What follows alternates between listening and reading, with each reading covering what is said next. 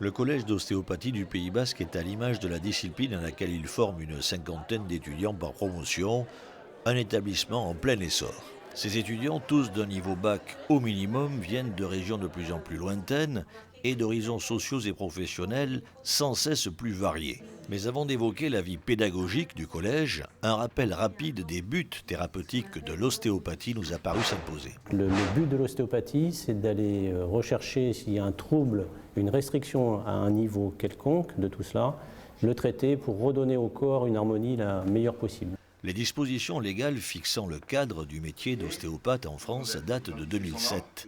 Le COPB a choisi d'y répondre en 3 ans, que ce soit pour ce qui est du nombre légal d'heures de cours, comme pour ce qui est de l'éventail de matières dont le prisme embrasse des disciplines aussi diverses que la cardiologie, la pédiatrie, la pneumologie ou encore bien sûr l'anatomie. Le cursus est sanctionné par des notations fondées à 30% sur des contrôles de connaissances et à 70% sur des partiels. Au collège d'ostéopathie du Pays Basque, un respect rigoureux et même maximaliste des obligations légales est revendiqué quant au niveau pédagogique. Le COPB a décidé de s'attacher au pied de la lettre à la loi de 2007, c'est-à-dire former des étudiants en 3 ans, en 2660 heures, d'accord, et justement avec beaucoup de pratiques dès la première semaine, et donc c'est-à-dire en collant à cette loi, faire en sorte d'arriver à des jeunes qui soient titrés au bout de 3 ans et qui soient des bons professionnels, à savoir qu'ils soient capables de prendre en charge un patient en ostéopathie.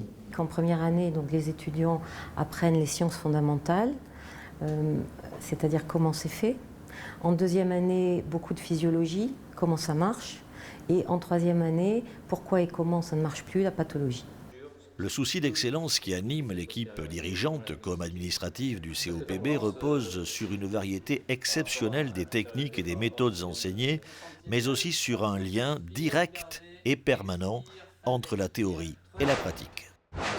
L'excellence, c'est avant tout une équipe pédagogique qui est constituée uniquement de professionnels de santé, tous titrés, pratiquant quasiment tous l'ostéopathie à titre exclusif.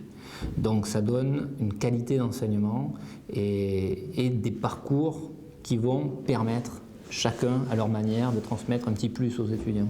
L'ostéopathie est un nouveau métier, mais avec des perspectives de développement précises. Le manque patent de médecins provoque dans de nombreuses régions de France un appel d'air pour les jeunes diplômés de la première promotion 2011 du COPB. Et le Pays Basque, berceau du collège, est à lui seul le creuset des nouveaux débouchés de la profession d'ostéopathe. C'est clair, il y aura des débouchés au niveau pathologique, donc toutes les maladies, mais vous avez tous les débouchés sportifs, tous les débouchés de la troisième âge. Nous sommes dans une région touristique, et donc avec toutes l'hôtellerie, les golfs, les stations thermales, etc., etc. Je crois qu'il y a, à mon avis, beaucoup de potentiel dans ce métier-là et beaucoup de disponibilité à développer. Les premiers diplômés du COPB sont conscients de la variété des horizons professionnels qui s'ouvrent à eux. Dans le cadre d'une délégation de tâches désormais incontournable et bien sûr maîtrisée par les médecins, leur savoir-faire et la passion professionnelle qui les habite vont à l'évidence trouver matière à s'exprimer pleinement.